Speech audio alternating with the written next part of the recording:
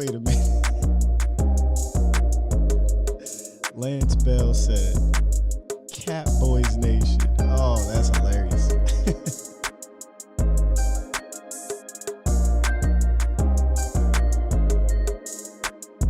I'm cracking up for real, man.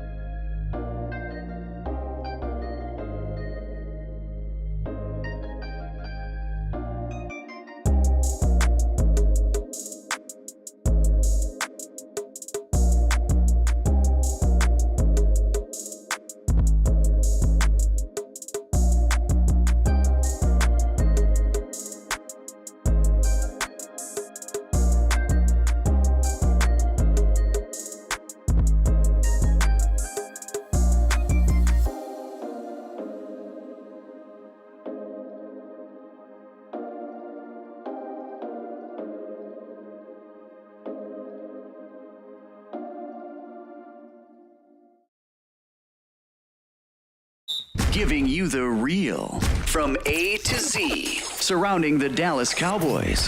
News, updates, rumors, transactions, takes, and more. So strap up, Cowboys Nation, and start your day off with A to Z Sports. Live with Will Steele. 3, 2, 1. Here we go! Come on.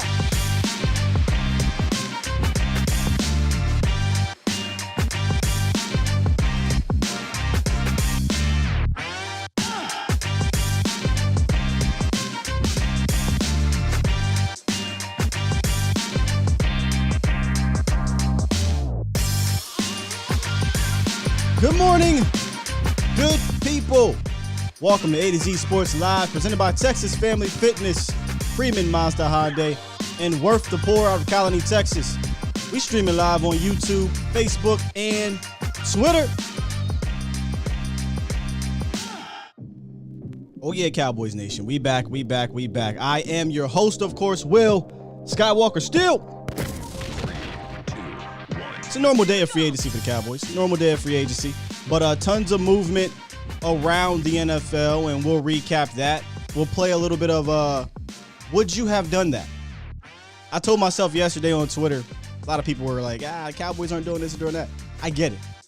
But have a little fun. The only way the Cowboys can have a little fun is if you live vicariously through the rest of the league and pretend that if you had power, would you or would you not? That's how I get through this free agency, man. At the end of the day, it's entertainment, so I try to have fun with it. I'll also look at one trade move that the Dallas Cowboys can do that I think would have an impact on the defense, a positive impact, obviously, but improve your defense. The Cowboys can still do that. They did something similar a couple years ago. Maybe they come back around to that. So make sure y'all tune in for that. Stick around for that. If you want to call in, you can. 351-999-3787. 351-999-3787. Real quick, because yesterday was a lot. We had to go over the entire Randy Gregory fiasco. I completely forgot to get to the super chat. So I just want to thank those from yesterday's super chats. And that was Kid Twist, Tom Downey Burner account, Aniket T, Mr. Wright, Antoine Myers, and Triple D. Appreciate you guys for the donations yesterday. I'll try to make sure I remember to get to those. We were flying yesterday through the calls and things like that. So thank you for that. And already we have a super chat in the building. See, I'm remembering. Super chat. From Airborne Bullies. He says, appreciate you for the $19.99 donation. Make it make sense, fam. I'm dying over here. I mean, the only thing I can say about it making sense is that this is what Dallas does. So don't get shocked, right? Like we've been prepping you guys for this for a long time. So it doesn't surprise me. We can talk about who we want, and that's what we do. But in reality, all of the time, they're not going to go after those top end guys. And we'll look at some of the top end guys that got the bag yesterday, including Von freaking Miller. All right, the big numbers look crazy, but the actual numbers, I don't know, man. I don't know. We'll talk about it. I'll get y'all opinions on it, what you would have done. We'll play that game. Like I said, would you have done that or not? There's a lot of top edge rushers that went off the board, but we'll also dive into the guys that are still available from all different types of positions. There's still some quality guys out there. We'll see what Dallas does, Cowboys Nation. Let's give some shout-outs in order.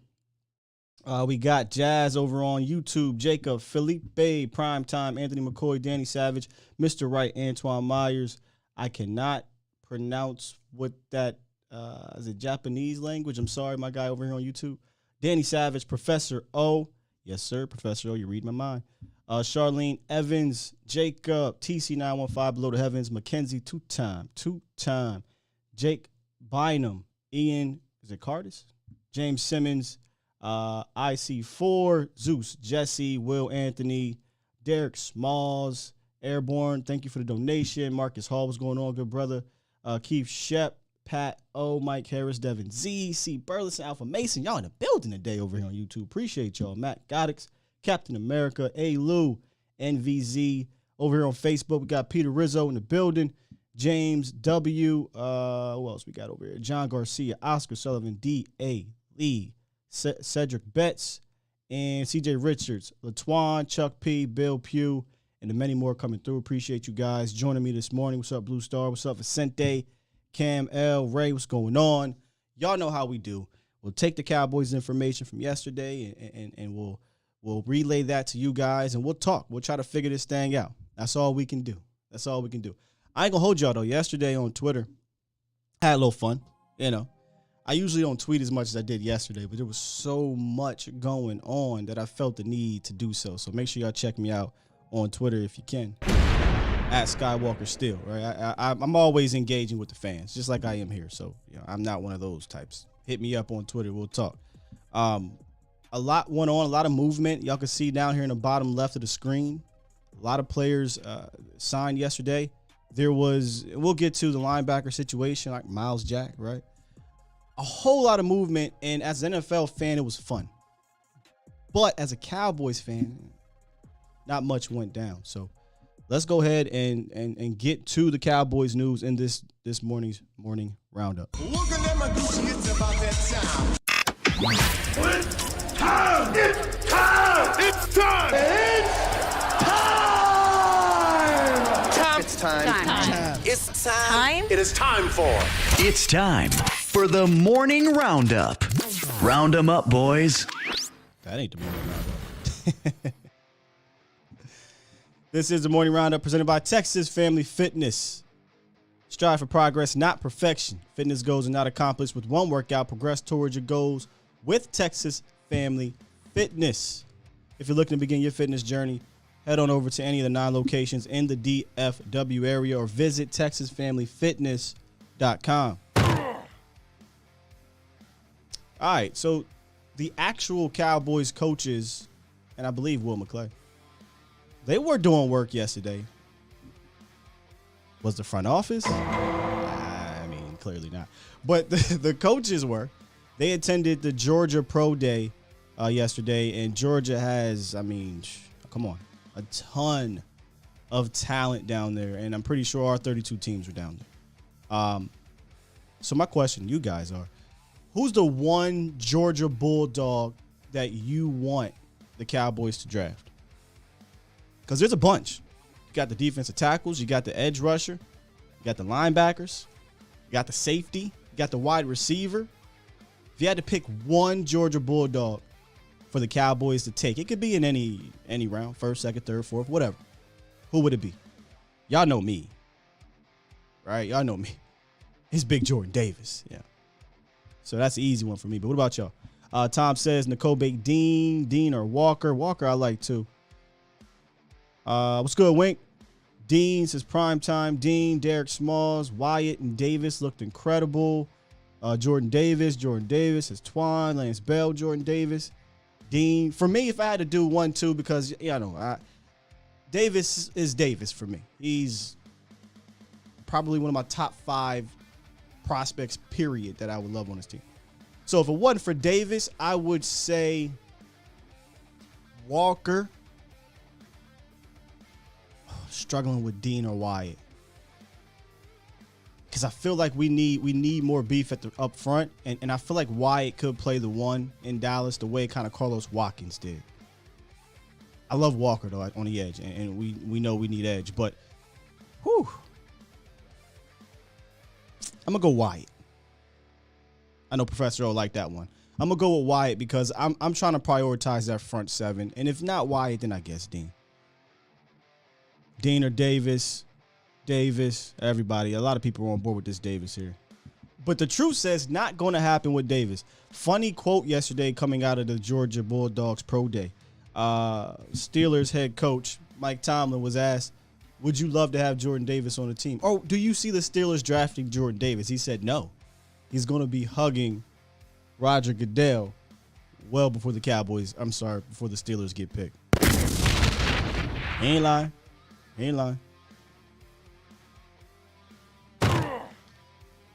Now, back to the free agency situation here. Von Miller, we just talked about it briefly at the start of the show, received the bag. 6 years, $120 million. But that is not the true number.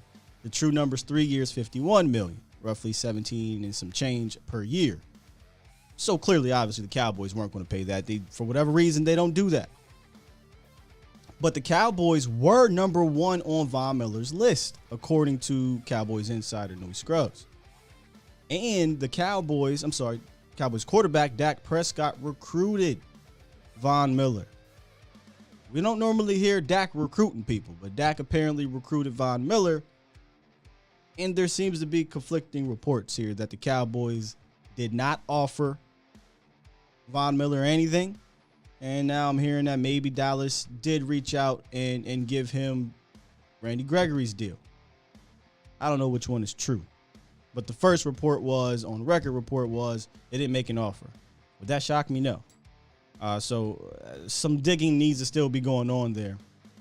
But look at it this way. If you were willing to pay Von Miller the Randy Gregory offer in sense of, remember, it's not the full money, that's the funny money, in sense of $14 million per year. Could it hurt to buff it up a couple more million? And if it wasn't Von Miller you didn't want, there was other guys that were on the market, and we'll get to that in a second. So, people, I'm surprised at a lot of fans' opinions on certain players like Clowney and Von Miller when they call them washed or trash or not good. Did you watch them? I'm not saying they had to sign Von Miller. He was the one I thought was most realistic, and it comes out that he was number 1 on the Cowboys list. But I just don't get how you can watch these guys and come away with they're washed. Von Miller had 13 sacks last year, including the playoffs. 2 in the Super Bowl. Tough, man. It's a tough crowd. Cowboys Nation is a tough crowd to please. And then finally, the Patriots have emerged as a front runner for the La'el Collins trade sweepstakes. My guy Patrick Walker on CBS Sports says, and this is quote, internally, sources say the Patriots have kicked around several ideas for compensation that include a possible swap of picks in the 2022 NFL Draft, or simply giving the Cowboys a day 2 pick. That's interesting. Day 2 is the 2nd or 3rd round. I'll be happy with that. But the discussions are preliminary and haven't yet been presented or formalized. Collins' flexibility is also intriguing to the Patriots, considering he was a converted guard to tackle by the Cowboys, and as such has an ability to kick inside if and when needed. End quote. So Bill Belichick is interested in La'el Collins, for those that say La'el Collins sucks. If Bill wants him, I feel good about my evaluation of La'el Collins. I do. But I hope that they are able to get some type of compensation for the guy. I would hate to lose Coop for a 5th and then La'el for nothing. If we can get a day 2 pick for La'el, a 2nd, man, I would be going through the roof. That would be and this is no joke, that would be the best player for pick trade the Cowboys have made in the last 27 years. Plus, really. If they're able to trade Lyle for a second-round pick or even a third, that would be the best one. And I would come back and I'd give them some kudos because the Cowboys haven't been able to get that type of compensation. So I'm still holding out hope. We've been back and forth with this. There's been Collins has trade partners, or Cowboys have trade partners, and we heard Collins may be cut. Now it's Patriots are front runners, but nothing has commenced just yet around Lyle Collins. So we'll see. We'll see. And that is the morning roundup presented by Texas Family Fitness, Cowboys Nation. A trade actually is what the Cowboys may have to do to help their defense up front, because all these pass rushers, as we talked about earlier, are just falling off the market. They're just getting swiped left and right, swiped left and right. Let's actually take a look at the edge market, the free agent edge tracker around the league. Now, we're gonna go ahead and play a little bit of would you have done it? Von Miller gets signed to the Buffalo Bills, 6 years, $120. However, it's 3 years, $51 million, looking at about 17.5-ish per. I kind of got a gist of what you guys would have done about Von Miller, but I'll ask again. Would you have signed Von Miller to the 3-year deal, $51 million in total? Yes or no? And we'll go down this list. Von Miller. Y'all out on Von Miller? You in on Von Miller? I'll give you mine real quick. Here's why I'd say it's tough. I think I would have been in. I would have been in if the Cowboys would have won all in the offseason. Put it that way. I would have been in. But I don't want to sound like a hypocrite because this next guy I would have been in on too. So, Von Miller, in or out? A lot of y'all, nah. Damon says yes. No. I think the no's are going to win on this one. And I would imagine it's because he's, 33 years old. The 51, the 120 sounds, see, that's the thing. The 120 sounds like a lot. And it is. I mean, if you look at the total 6 years, but the final 3 years are void years, apparently. So no guarantees. They can get out of that. No problem. The first 3 years are what's guaranteed. And you also got to take in account, right, the team he went to. The Buffalo Bills are all in. The Buffalo Bills are trying to win the Super Bowl, and they're going for the jugular. So they can say, screw it, we'll pay $51 million over the next 3 years to try to get this ring, right? We would have loved to have a Von Miller to chase down Patrick Mahomes in an AFC championship game. So for them, I get it. For the Cowboys, or the Cat Boys, as somebody said, Cat Boys Nation, that's funny, man. If they would have signed Von Miller, I'm pretty sure the bargain bin shopping the Cowboys do would have been even worse. It would have been worse. They would have went under the bridge looking for people. And what I was thinking about yesterday was Dallas. It's not one guy Dallas needs at this point because we're starting to lose a lot of talent and we're not replacing it. It's multiple guys.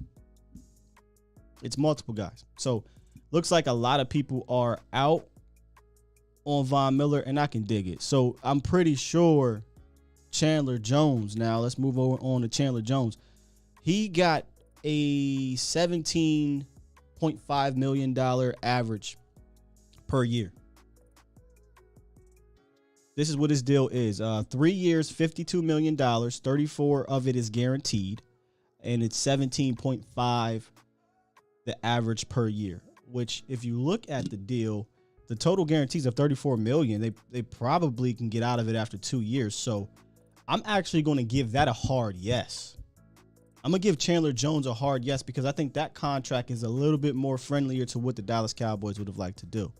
So in or out on a Chandler Jones, you can put hashtag Jones yes, hashtag Jones no. But I say absolutely yes. Absolutely yes. Let's see here. I want Bobby, says Lance. We'll get to that. Dre says 17 mil a year a pass. So you're passing on all the top guys like Von, Chandler, Hassan didn't necessarily get 17, but we'll get to him in a second. Mr. Wright says, see, fans are Stephen Jones. I'm all the way in on a freaking Chandler. I mean, I was in on Von too, but I get it. The Cowboys a little scary, so all right. But this one, I don't think Chandler Jones is a scary contract. Get out of that thing in 2 years. You give him the full $34 million. You were willing to give $28 million to Randy Gregory, right? 6 more mil. 6 more mil. So if I'm the Dallas Cowboys, I would absolutely went after Chandler Jones. Looks like a lot of you guys are in agreement. Damon says Von will become the first player to win a Super Bowl with 3 different teams. Steven never all in, and draft can only take you so far. I didn't know that one. 3 different teams. You would think Haley might have did it, but he didn't. It was 2. The other one, sneaky one that almost did it, was Bill Romanowski. I believe the Niners, the Broncos, and almost did it with the Raiders. Almost did it with the Raiders. How y'all feeling? So y'all in on him. I'm in too. I'm in on the Chandler Jones if that would have happened. And in fact, yesterday he was one of the top 3 guys we talked about. Now they're both off the board. And then we can go back to the list. Hassan Reddick signed with the Eagles. I like Hassan Reddick. I've liked him ever since he's been with the Temple Owls back in Philly. Shout out to PA. He signed a 3-year, $45 million deal, $30 million guaranteed, $15 million per year. I would have been in on that. Here's a tricky thing about Hassan, though. Hassan's not your edge guy. He's kind of a Leo type, hybrid type, a little bit kind of like Micah in a sense. But I don't know that I would want him to play off the ball because he's not as good as Micah off the ball. He's really good getting after the quarterback. So maybe he's a little bit tricky. But if the Cowboys would have signed Hassan Reddick, I don't think anybody's tripping, right? Anybody's tripping. But Cowboys Nation, here's the one that shocked me that they weren't really in on. Now, Todd Archer says Darius Smith, they inquired. What does that even mean, right? What does inquired mean for the Dallas Cowboys? Hey, would you like to come to Dallas? Yeah, but I'm going to need $8 million. Thank you. Bye. Click. Darius Smith's contract. And again, y'all know me. Yesterday, I talked about the back worried me a little bit. It worried me. And I figured maybe he would be getting some of that $15, $14 million per year type of deal, where you're kind of on the hook for $30, $40 million. Darius Smith signed a 4-year, $35 million deal at 8.75 per year. Guys, I mean, I would have took that one. That's the one. That's the most realistic one numbers-wise for Dallas Cowboys and for the cap boy, people who put on the cap, the cape, I'm sorry, for Stephen Jones. I can't believe there's actually people that do that. But, hey, that's the one right there. And they didn't go with it. They didn't go with it. Then you obviously have Randy Gregory, who that whole debacle happened. And then Yannick Ngakoue, who was traded to the Colts because they wouldn't sign Chandler Jones. And, man, it was so smooth how they did that. Chandler Jones got signed almost at the same damn time. They're trading him to the Colts, and they received a cornerback in return. So these front offices, their general managers are working this week.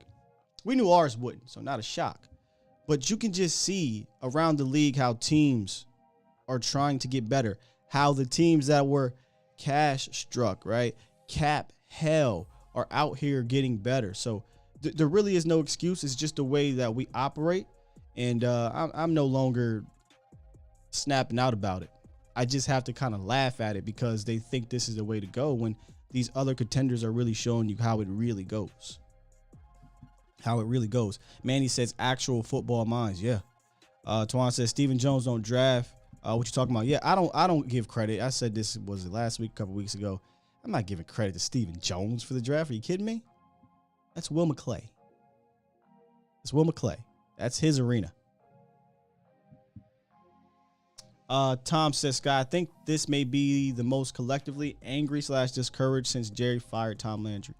I literally was only a baby when that happened, so I have no idea. But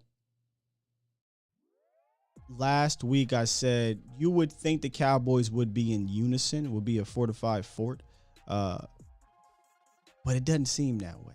There's still a small sector of Cowboys Nation that believes this is the way for whatever reason, and it's goofy to me. But I agree. It does seem like everybody is upset, and rightfully so.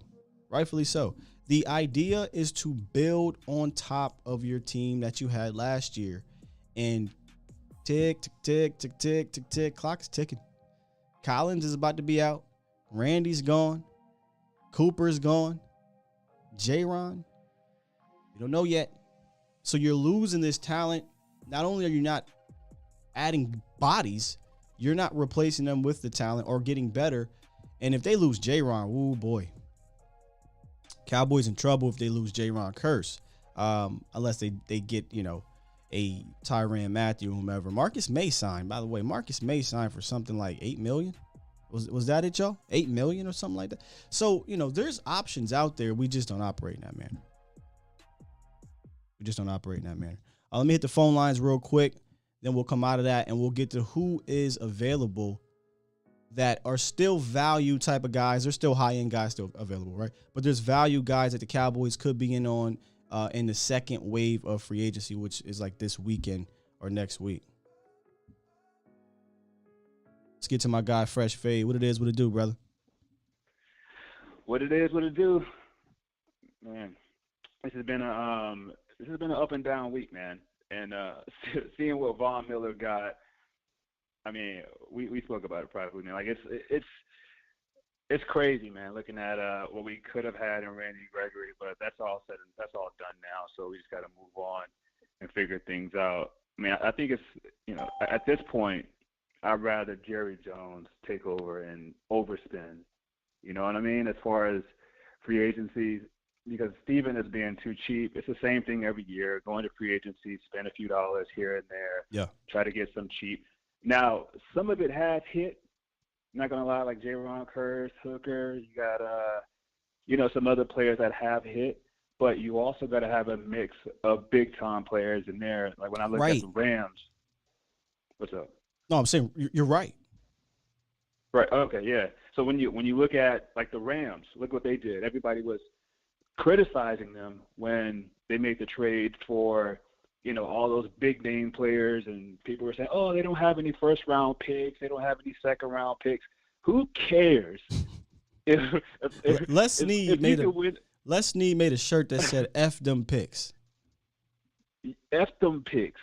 Like, I'm so jealous of other fan bases. Like when I was at the gym this morning thinking about, when the Seahawks had their run, when they were, how special that felt. Like it felt special to me, and I wasn't even a fan. I couldn't imagine. Like we haven't had that feeling in so long.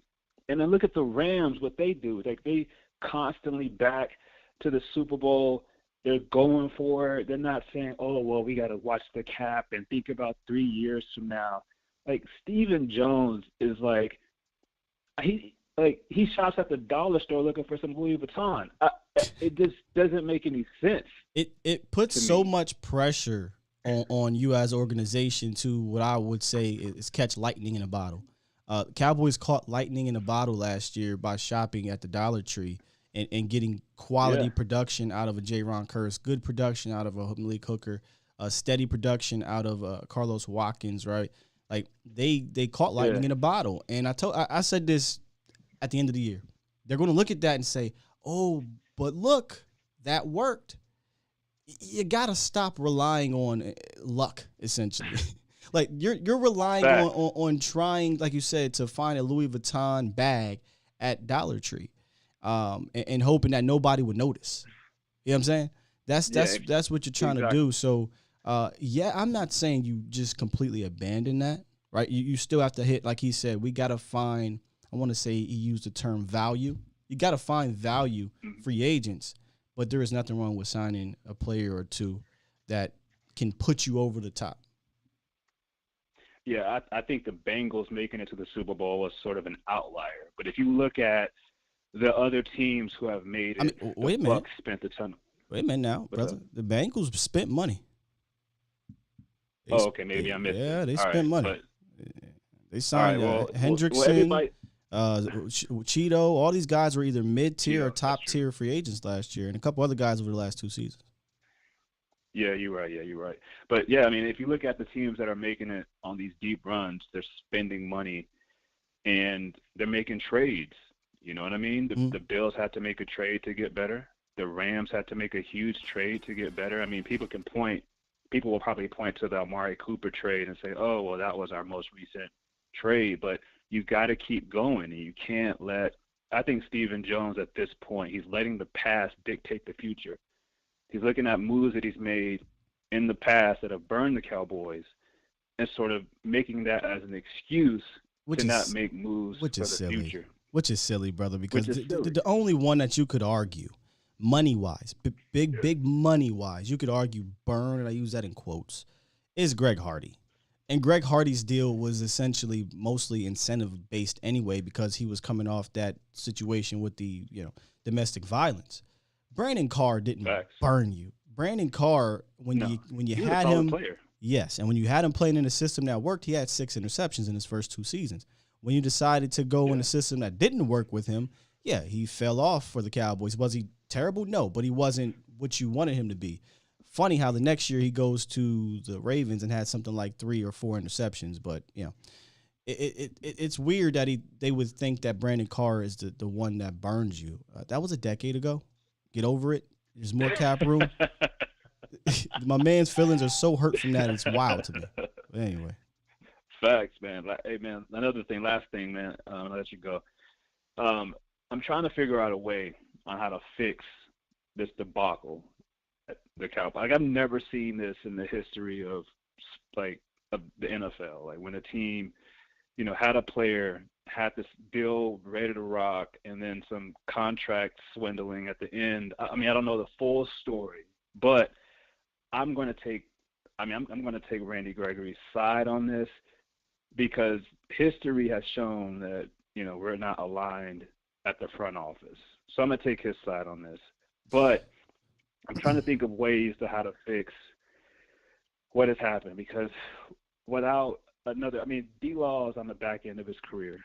I mean, he's a good player. He's a solid player, but he's hitting that, that He's that 30. time. He's 30 now. So I guess he's on the other side. Yeah. He's approaching what do the golf people say? He's approaching the 18th hole. Is that how it goes? Yeah. Facts. That's true. Need to get into golf. But most of the quarterbacks you're facing are right-handed. So like if you don't have someone coming off the right end, it's just going to make things that much harder. So what I don't want is for this team to put Micah Parsons at end full time because then I don't either. Teams will be able to run away from him. Fresh. And I don't. If you're they don't either. The Cowboys don't either because they were trying to bring back Randy, right? They inquired about Darius Smith. They were interested in Von Miller, so they're not trying to put Micah Parsons at end full time. Now, could he do it? Absolutely, he could do it. But you're literally left with no linebackers, and you take away what I think makes Micah Parsons so special early on in his career, and that's the versatility. I don't know if there's a player in the NFL that can be elite as a linebacker and elite as an edge guy, and you can move around like that from week to week. So don't take him away from that just yet. Today, if I'm Dallas, I'm making the move for Hunter. That's I'm my just guy. gonna whatever. If you want 2 second-round picks, if you want I'm going to get him. I don't think you I'm need not to. going to give up a first. I don't think you need to.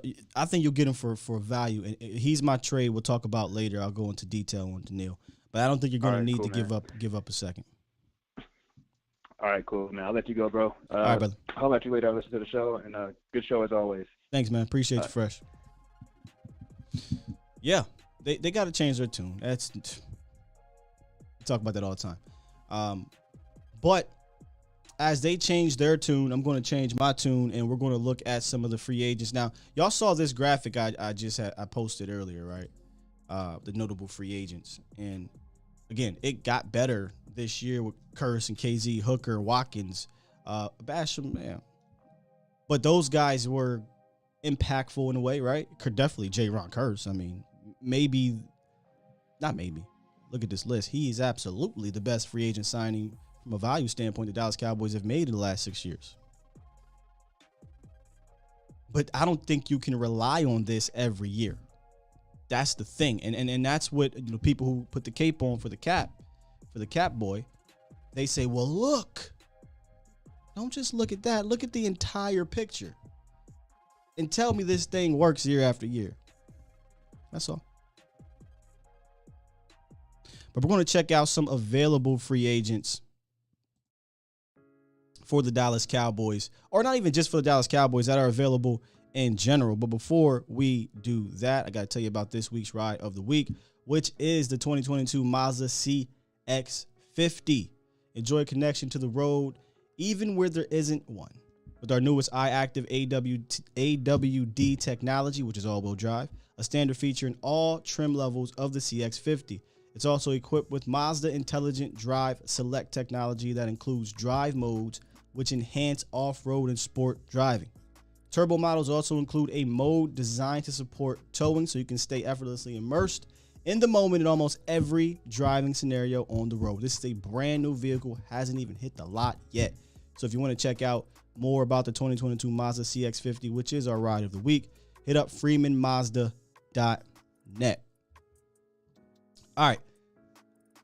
Here are the available guys. Some of the names. Some of them are Cowboys guys. Some of them are big names. Some of them are not big names. And for those who are listening and not watching, we'll go down the list. Obviously, Bobby Wagner is the number one guy on most Cowboys Nation's preferred list. I'm still looking in that edge rusher market, but obviously, if I get a Bobby Wagner, come on now, I'm good to go. But you got Bobby Wagner, you got Tyrann Mathieu, you know, a potential safety replacement. Landon Collins. I'm interested to know about y'all Cowboys Nation. How y'all feel about Landon Collins? I don't know. I'd have to go back. I got to refresh my Landon Collins tape. I got to go back and check him out. Stephon Gilmore, cornerback. Calais Campbell, one of the guys that I talked about a couple days ago. Akeem Hicks, another one. Jadeveon Clowney. Y'all clowned me yesterday. Clown me when I talk about Jadeveon Clowney, but I'm telling you, if I can get Jadeveon on a 1 year, $9 million deal or $10 million, whatever, I'll take that all day and tomorrow. Matt Ioannidis was released by the Washington football people. I think he's a solid interior defender. Not a run guy, but a guy who can give you a little edge, a little pass rush, Jason Pierre-Paul, JPP, is available as well. Jerry Hughes, I don't know how he's still playing, but he's available. Carl Nassib was released by the Raiders. I would not do Carl Nassib, but this feels like a Cowboys type of move. Arden Key, now that is one very sneaky free agent that's still available. By the way, this is, as we speak right now, 9:06 Central, so some of these guys might have got signed before the show. Dante Fowler, who I think could be right up the Cowboys' alley. And then, obviously, the Cowboys own Jaron Kearse and Dorrance Armstrong. There's also Melvin Ingram, but priority number one should be Jaron Kearse, right? Like, I love Bobby. I love Tyrann. I love those guys. Calais. But we're in the department of getting better, right? And right now at safety, you could argue you're worse. Jaron Kearse would at least help you maintain. And then if you add another one of these names, that you can try to get better. But I think Jaron needs to be a priority in Dallas, Cowboys Nation, right now. He did scrub his IG account and his header on Twitter of Cowboys stuff. So, again, take that for how you want. But I had a lot of people asking me, hey, what's the word on Jaron? I don't have a word. He puts out these weird tweets every once in a while that doesn't give you anything either. So I think Jaron needs to be prioritized. It sounds like, according to the insiders, Dorrance Armstrong is also a guy the Cowboys are interested in returning. You know how it is. They like to bring their guys back. Again, I'm cool with a Dorrance Armstrong if he's going to be part of the rotation. I'd be let down and disappointed if Dorrance Armstrong is my starter for 16 weeks. I don't think he's an impact player in that way. CEO says Kearse is a must. Yes, Arden Key, Pat. Oh, I'm all the way down for it. Yes, you're right. Royce Trey Flowers was released. Also, Melvin Ingram is up there as well. Brandon says Curson Wagner.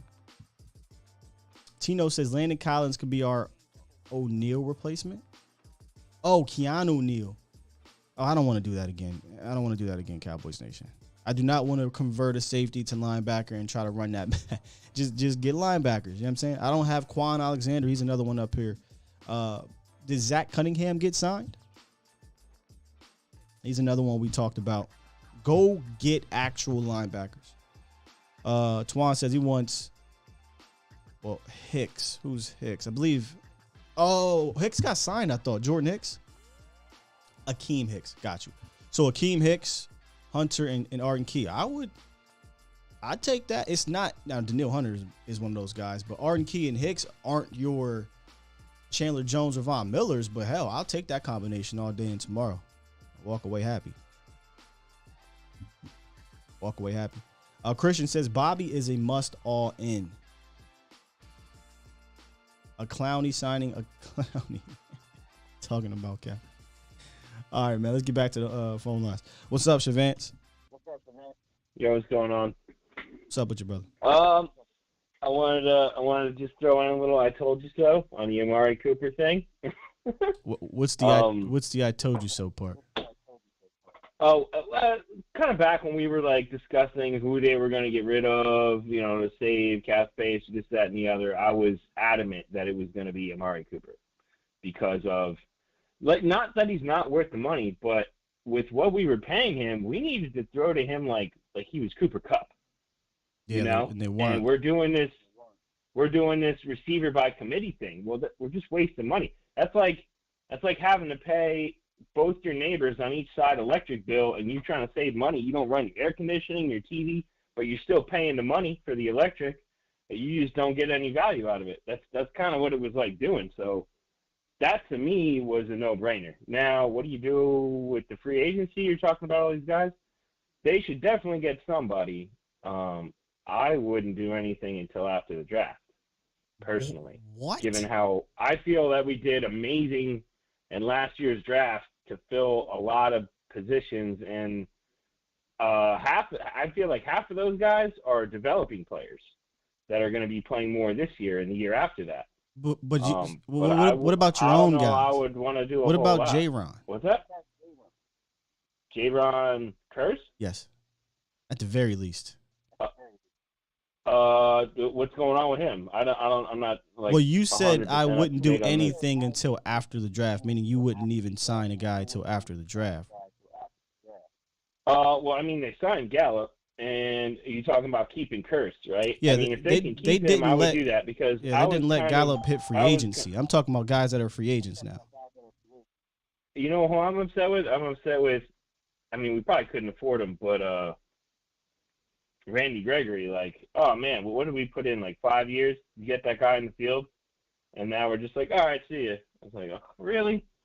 Come on, that dude was a beast. They did afford him. He was agreed to terms and then he switched it. But yeah. Oh geez, yeah. Nah, it would have been nice to keep him there. So I don't know. I mean, Curse, you want to keep? He had the green dot, right? Mm-hmm. You want to keep that dude. Okay. Yeah. That's kind of a priority, but like, I mean, everything else. I'm talking about the D tackles, filling in another wide receiver. Like, I don't think we need another wide receiver, but I'm sure we're going to draft somebody. But yeah, I mean, so your philosophy, aside from Curse, I say wait until what happens after the draft to see how things shake out with our team.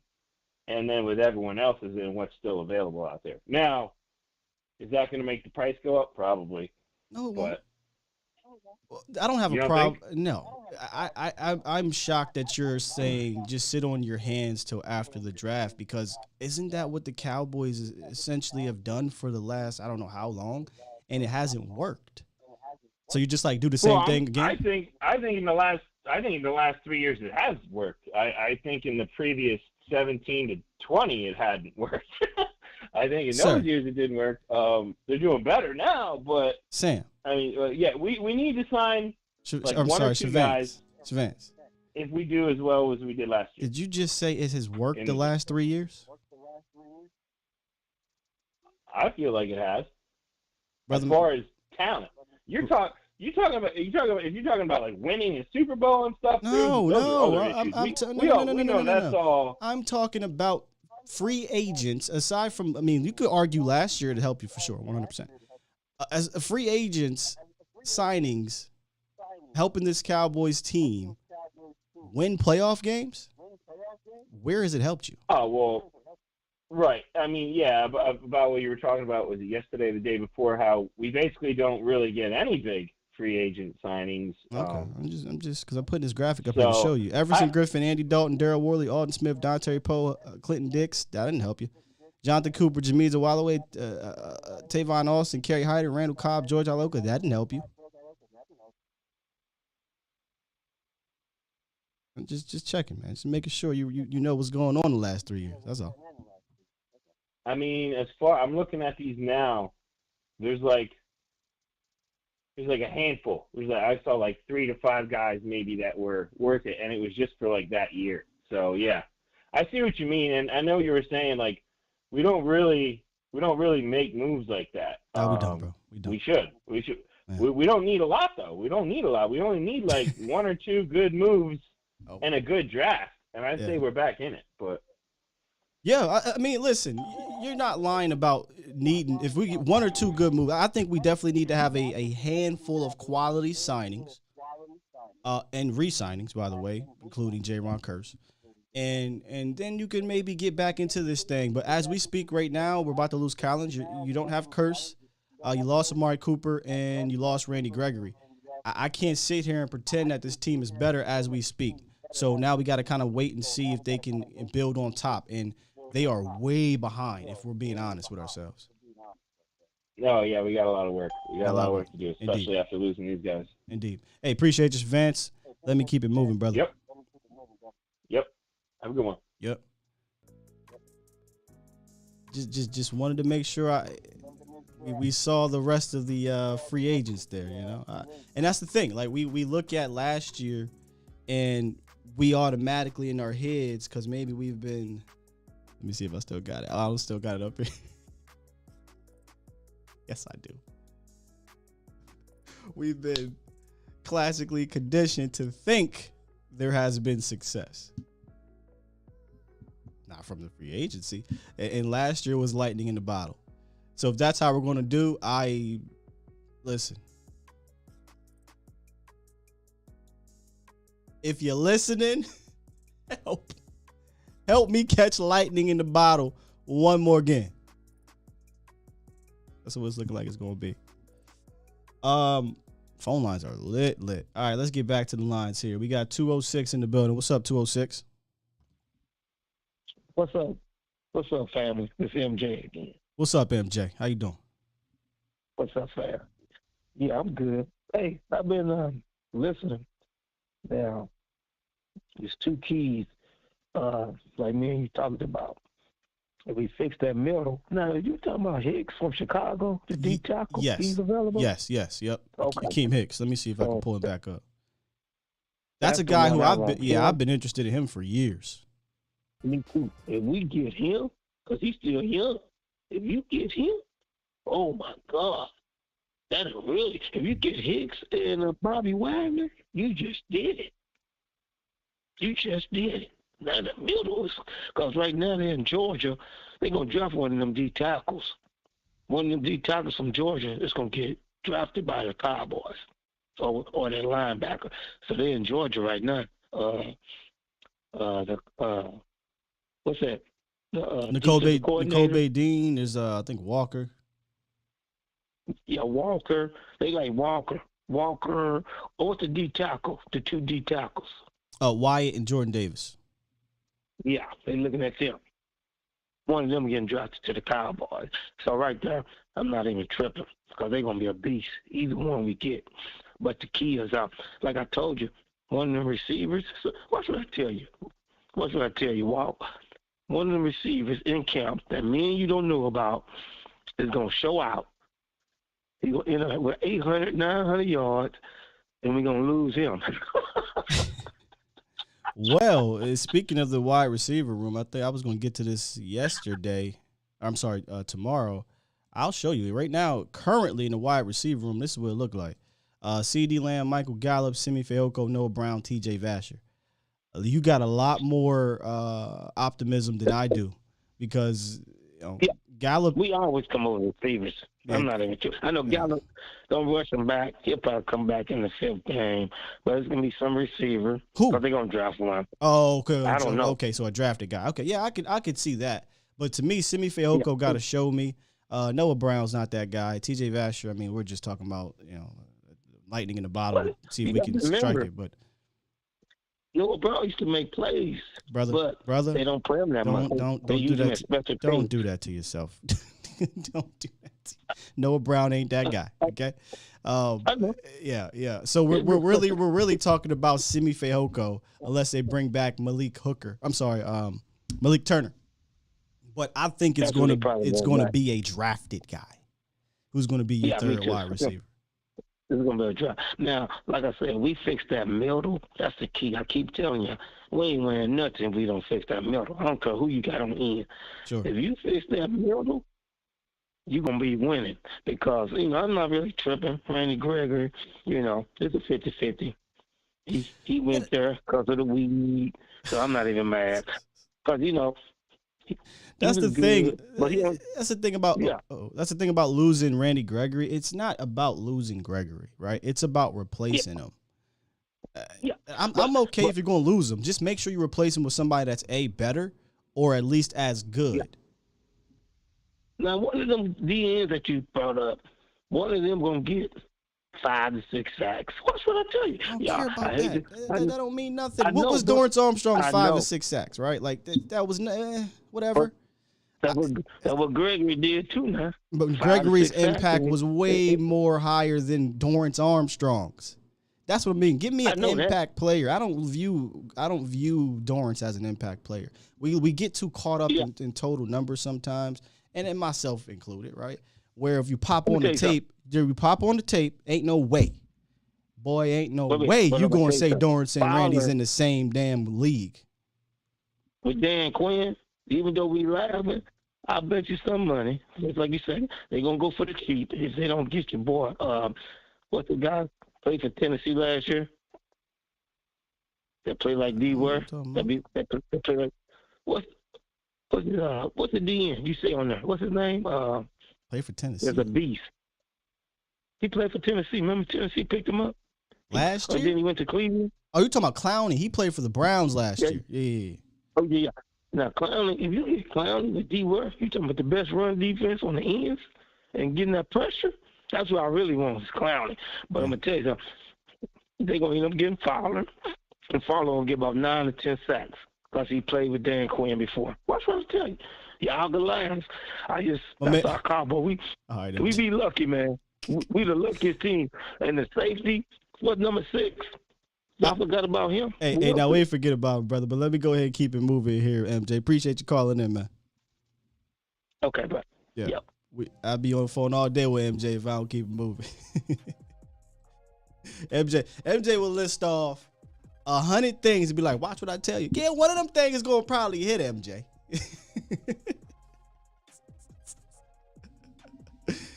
Oh, man. One of them things going to hit. Let's keep it moving, though. We got Twan, 843. I think this is Twan. Mr. Wright. What's going on, Scott? What's up, fam? How you doing? Man, chilling. All I want to say is goddamn some fans of Stephen Jones 2.0. Penny pinching. There's a lot of them out there. Penny pinching. And the guy that's now talking about Randy Gregory and Dorrance Armstrong. See, that's the problem. I don't really look at stats and numbers. Dorrance Armstrong get pushing through sacks. Randy Gregory creates sacks. It's a difference. Hold on, I got to hit you with a... And then the other caller with the Cooper Cup, Amari Cooper. Who do y'all think Amari Cooper is? Amari Cooper is on the same level as all them boys. You don't use them. It's a difference. Come on, man. Again, looking at numbers and stats. Boy, did they ever? Freaking problem. Did they ever with the Amari Cooper with the volume numbers? And I'm going to try not to get back in my bag with this Cooper stuff because we put it past us. But I found it astonishing that everyone wants to go and look at 2021's numbers, and they completely leave out, 1, the touchdowns, and 2, the target rate, and 3, the fact that he missed 2 freaking games. And the final one, and they want to ignore 2020, where he played with freaking Andy Dalton and Ben DiNucci and Garrett Gilbert and put up 1,100 yards and 92 receptions. So miss me with Amari Cooper ain't shit. Exactly. See, that's why Sky watch film. And when I get pissed off, I go watch the film. And I see Cooper whooping people. He doesn't get the ball. Is that his fault? That's not Dak's fault either. It's Kellen Moore, this trash-ass offense. But again, fans going to look at stats and numbers, and that's how they compare players besides looking at tape. And that's all I got to say. You ain't lying. I'm going to let you go ahead and finish off with the Cooper thing because I don't want to get back into my frustration bag with that. As I've been saying all off season. It is what it is. It is what it is. All right, take it easy, bro. All right, fam. Appreciate you.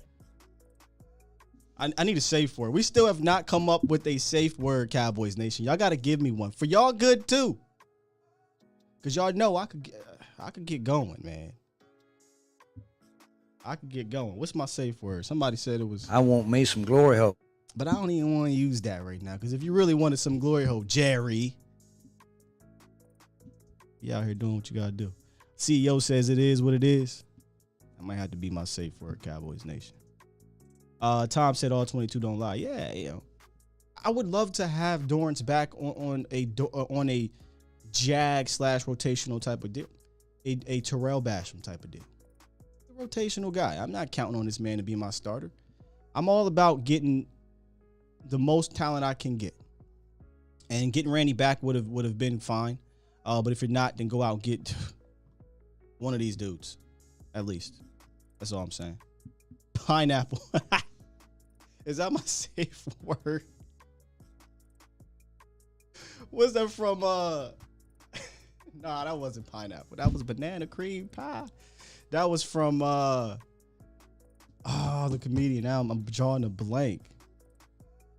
Cat Williams. Banana cream pie was Cat Williams. That might have to be my safe word. Banana cream pie. Hey, Uncle Charles, man, we got OG Uncle Charles in the building. What's up with you? Skywalker, let me just say this, and good morning to you. Good morning, sir. Good morning. Let me just say this, man. And I'm very upset. And I'm going to say this about as good as I can. When Terrell Owens was in that locker room, Terrell Owens put asses in that seat. He scored touchdowns. But when he became a problem to the Dallas Cowboys, they got rid of him. Darius Bryant was a strong, outspoken person. Mm-hmm. When he stood and said that we had this, we in this locker room, we just little racist stuff going on in this locker room, he was a problem. They got rid of him. Amari Cooper said, hey, I'm not getting the ball. I don't like the way things is running. I'm your number one wide receiver. What did they do? He spoke up. They got rid of him. When you go into free agency, you're supposed to make your team better. The guys in the draft is supposed to be your guys to develop for the future. Now, either I'm dumb or I don't know. But I'm telling you, we're watching this systematic dismantling of one of the most known franchises in the world. And I'm watching Stephen Jones do it piece by piece. Now, let me tell you something. Jerry's an all man. He's a wildcat. Jerry takes chances. Sometimes he tell guys it don't work out. What do Jerry do? He go out there and do it again. But now Stephen Jones took over. Let me tell you something. You're supposed to pay good players to get you to the championship game. They're not doing that. They're playing the cap game. You want to play the cap game? Well, guess what? I hear a lot of folks outside my house busting caps. And guess what? Somebody getting one. Now, I got hit 10 years ago. Knocked up in the air and rolled in a ditch. Man, I was banged up. Went to the hospital. They patched me up. 6 weeks later, I walked to that same store. To that same room. And I got hit again. Now, either I don't know what the hell happened to me the first time, or I didn't stay off that damn road. But then I didn't get the damn memo. I'm not going to stand by me. Anybody can do whatever they want to do. I will not sit by and watch this foolishness go on in front of my face. I hear you. Now, I'm focusing my attention on the USFL and watching the Birmingham Stallions make a run at a championship. That's just my business. I always love my Cowboy brothers and sisters. I always love you, bro. But I'll be damned if I sit here and watch this damn foolishness and keep on sucking it up. Now, you can love someone, Skywalker. Mm-hmm. Love the pieces. But when you don't get the same love you giving them, it ain't worth the relationship. It is not worth the fans to give all they got.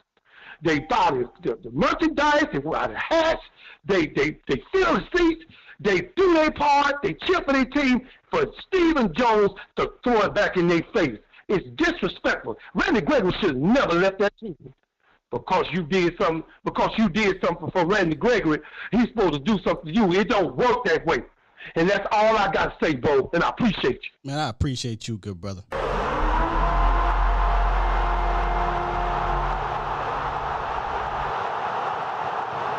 I love when he talks. I love when that passion comes out of Uncle Charles, man. Sometimes you got to run it back to hear him. You got to run it back. But he said some stuff in there. But here's what's crazy. They lost a diehard fan to the Birmingham Stallions. What the hell, man? Hey, that's what's gonna take. You know, that's what's gonna take. But y'all know, I'm one of those that's caught up in it, and I'm not gonna go anywhere. Will I buy merchandise? Probably not. I told y'all before. I got what I got right now. Will I wear it? Probably not. But am I gonna add on to it? No. Nah. Not at all. They got to give me something to be proud of first. They give me something to be proud of. Hey, he said something about cap. It's the only cap I know about is going outside and busting a few caps. You gotta love Uncle Charles, man. You gotta love Uncle Charles. All right, real quick. I gotta lock these lines up. There's a lot of people on here, and I want to get to these. Before I get to them, though. We're gonna pivot right quick to the one trade because I don't want to forget about this. The one trade that I think could kind of salvage the loss of a Randy Gregory, because right now they haven't replaced that as we speak, unless I missed something online, and y'all can tell me, as y'all usually do, keep me posted on what's happening in the free agency tracker. But before we do that, let me tell you about Worth the Pour out of the Calais, Texas. Take the edge off game day. Stop by Worth the Pour Spirits and Wine. Worth the Pour is a family-owned and operated luxury liquor store with affordable prices with a wide variety of wine, spirit, and beer samples available, making your drink a choice decision easier than ever. And for the game day party that won't end, they even offer liquor deliveries to all of Denton County. If you live outside of Denton County like myself and want to schedule a delivery, just hit them up, pass along your zip code, and they'll see if they can schedule your delivery if possible. Or you can download the Worth the Pour app on your phone and schedule your delivery today. Some news on Worth the Pour. Tomorrow, I will be live at Worth the Pour in the Colony of Texas for our game day, for our morning show. So tomorrow, all of this will look different behind me here. I'll be at Worth the Pour, and depending what happens at the end of the week with the Cowboys, I might be taking a pour of something. Because right now, I think we all need a pour. Calm us down a little bit. Oh, man. Hey, yeah. It is what it is. It is what it is. It is what it is. All right, y'all. As y'all probably know by now, the trade option presented to the NFL, really not just Dallas, but the NFL, is one Danielle Hunter. He is available according to the Minnesota Vikings. They are shopping Danielle Hunter. They have a new regime down there, with, I believe, I want to say it's the offensive coordinator from the Rams is the new head coach. Y'all can correct me if I'm wrong there. And they re-signed or extended Kirk Cousins to an extra year, and they're looking to shop Danielle Hunter, who is due $18 million roster bonus by Sunday. So Minnesota is pretty much up against the wall right now, and they want to create some room, and they can do so one of two ways. They can convert his roster bonus to a $13 million convert his roster bonus to save about $13 million, or they can trade him, get some compensation, and save about $14 million. Now, Danielle Hunter is more than a sack guy, but if you just look at the sacks in general, I mean, the dude is a sack monster. He's the youngest player to reach 50 career sacks in the NFL history. Now, you might say, well, why the hell are they shopping Danielle Hunter? Well, here's why. The last 2 years, he's been hurt guy, Cowboys Nation. He's been hurt guy. He missed all of 2020 after nursing a neck injury in the offseason, and then he elected to get neck surgery in October of 2020 after the Vikings started off at like 1-5, and he was like, it ain't worth it. Got neck surgery, and the surgery went well, and he came back in 2021, and he was off to a roaring start. 6 sacks in 7 games, a ton of some tackles for loss, a ton of pressures. He was an impact player. Boom. Then he tore his pectoral muscle, which caused him to miss the rest of the season. So earlier, our guy Fresh Fade called in and he talked about possibly a second. And you know, when you look at everything and you put it all in the vat or put it all on the table, talking about a guy who's been hurt the last 2 years. You're talking about a team who was up against it. They have to trade him in the next 3 days, or they owe him $18 million roster bonus. So you got a little bit of leverage there. And you have picks to do so in those rounds, I think, that you can get rid of. The 4th round, the 5th round. We see the trade market right now isn't crazy. You know, you just traded, what's the name, for a 5th? The guard from Patriots went for a 5th. The quarterbacks, they've been getting traded for a lot. But I think with all the pressure on Minnesota right now, maybe you can get Danielle Hunter for the low. And a team that does acquire Danielle Hunter, now I could be wrong. Somebody can correct me on this one. But the team that acquires a Danielle Hunter, I think you'd only be on the hook for something like $12 million, maybe less than that. Because they meaning the Minnesota Vikings, would take on a $14 million cap hit. So, question becomes, and I'm pretty sure this might be an easy one, would you trade for a Danielle Hunter, Cowboys Nation? This is the one I would do. And remember, the Cowboys struck out in free agency on edge guys a couple years ago and traded for a Robert Quinn. They could even add more value to this by saying, okay, we'll trade for Danielle Hunter, but you got to take on XYZ in regards to some of his cap, some of his contract, the same way they did for a Robert Quinn. They did that. They told Miami, no, you got to take on, I think it was like $3 or $4 million. We'll give you the 6th rounder. Boom, here we go. Difference is here with Danielle is that Quinn was 30 years old, I think, ish. Was on an expiring deal. Danielle Hunter is only 28. He's not on an expiring deal, but here's the beauty of his contract. There are no more guarantees. So after this season, his next 2 cap hits, $8.6 million, $2.4 million. I mean, this just looks like a quality addition. It can't hurt addition for any team, not just talking about Dallas. Take your shot, see what happens this year. If all goes well, you got him for 2 more years, and it's not a crazy cap hit. So y'all with that one? Danielle Hunter? Danny said his neck. No, his neck was in 2020. He didn't have any issues with his neck last year, Danny. The pectoral muscle was the problem. He had 6 sacks in 7 games. We can read off his total. 6 sacks, 6 tackles for loss, 10 quarterback hits, 38. Bro, what? He had 38 tackles in 7 games, man. That is a risk worth taking. That is a risk worth taking. Yeah, Twan says 2 5th-round picks. You got like 5 of them. There you go. You can take my entire 5th round. Go look at the Cowboys' 5th-round history over the last decade. They ain't getting nobody in there. Have them. So let me see. I didn't really get a chance to check y'all out if y'all were with it or not. I'll pass. Oh, that was Danny. He already said that. Yes, Keith. 12. I'm in. A fourth, yes. Honestly, no, especially with neck issues. Again, from everything that I've been researching, there was no neck issue last year. That was 2 years ago. They didn't even offer Vaughn. Fifth rounder. Hell yes, it's Twan. Yes, especially if it's a fourth or fifth, maybe 2 fifths. That's how I'm looking at it. I look at this as day 3 picks. Pat, oh, yes.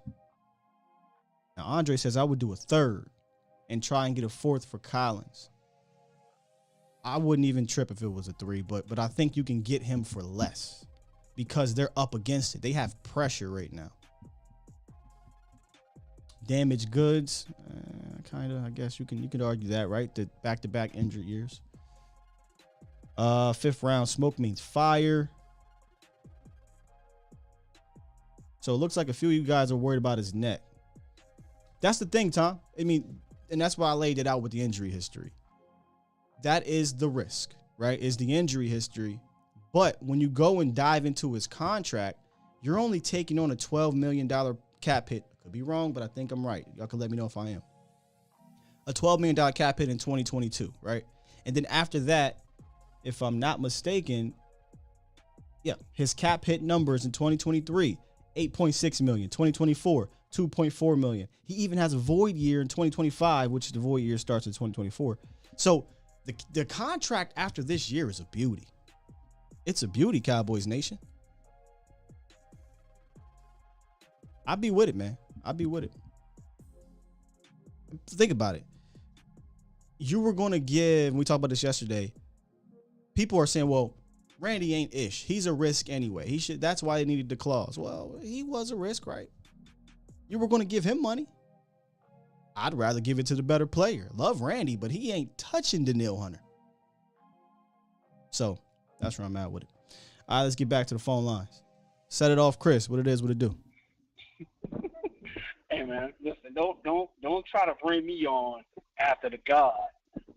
They try to act like we didn't just hear gold, bro. Well, I had to give a little. Just hear absolute.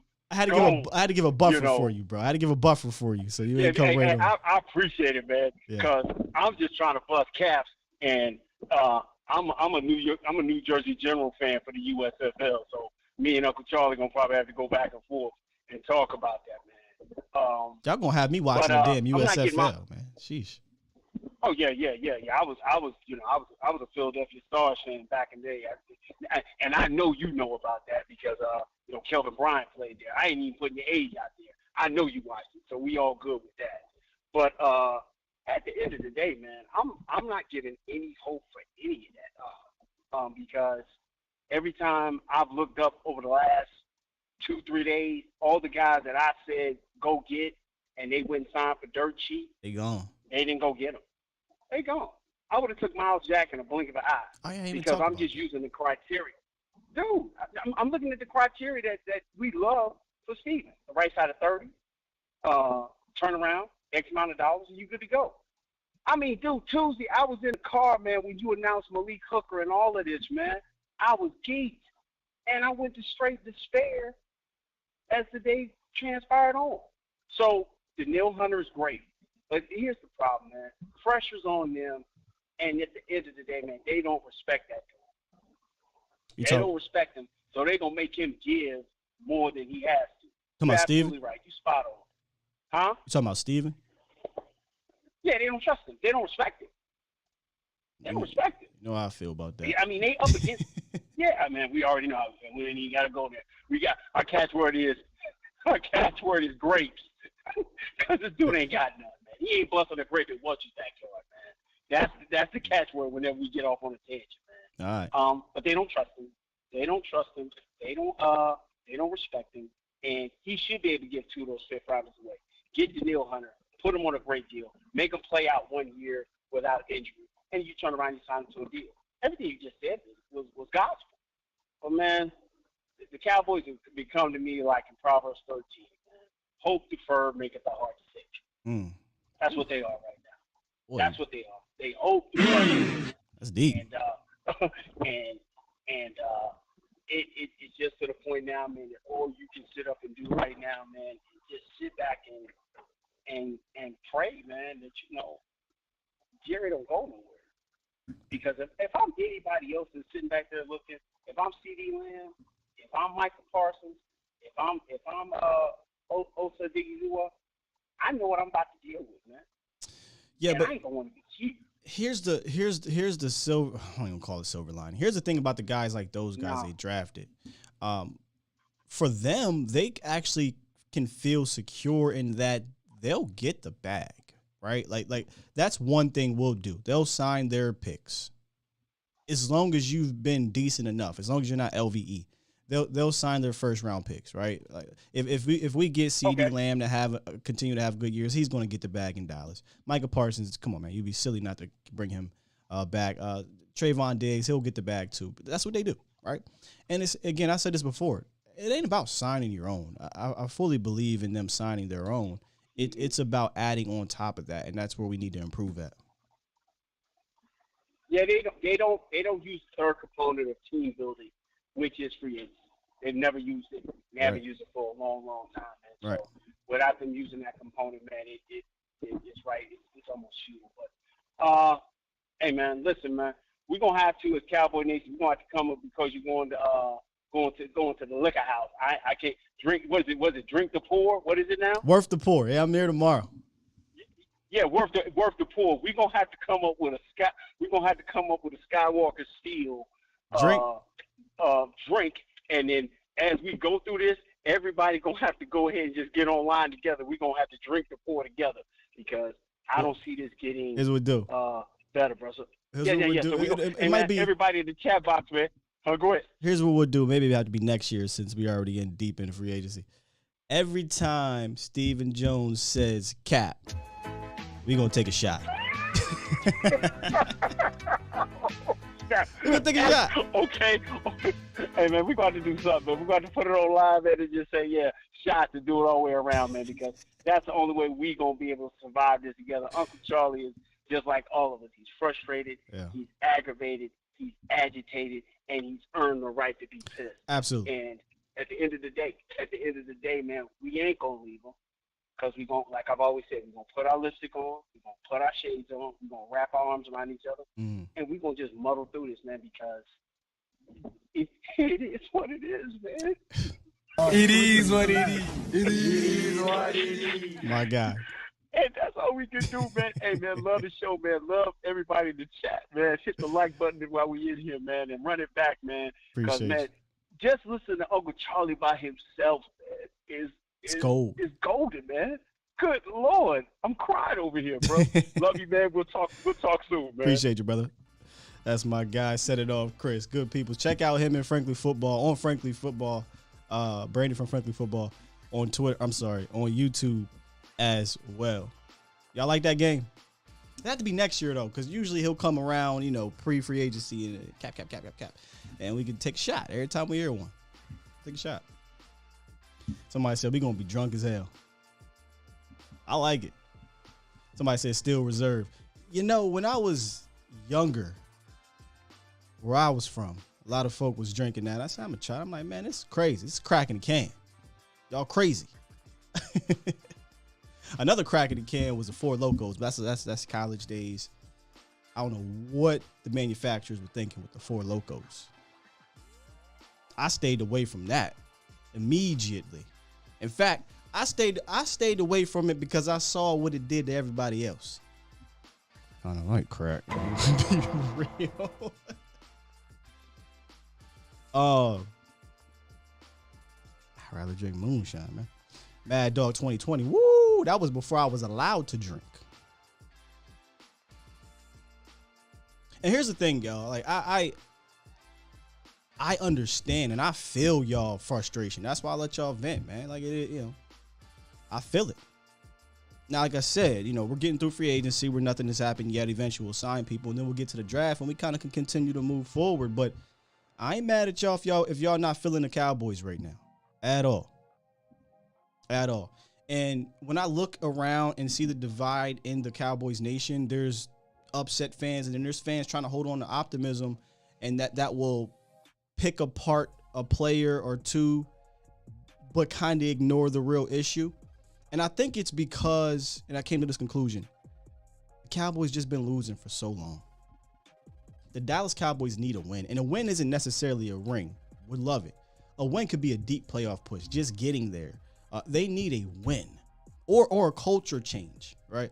They need a win somewhere, because when you don't have a win for this long, every year, you're going to find something or someone or persons, that's not even a word, what I'm talking about, people